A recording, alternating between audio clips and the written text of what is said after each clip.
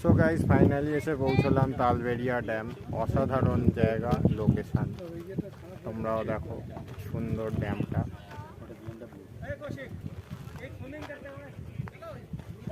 দেখাই তোমাদেরকে।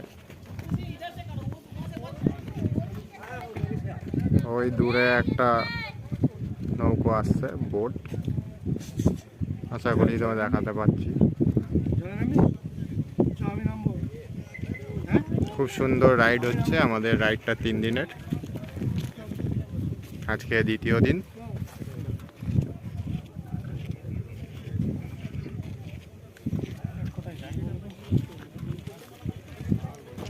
সো আজকে আমাদের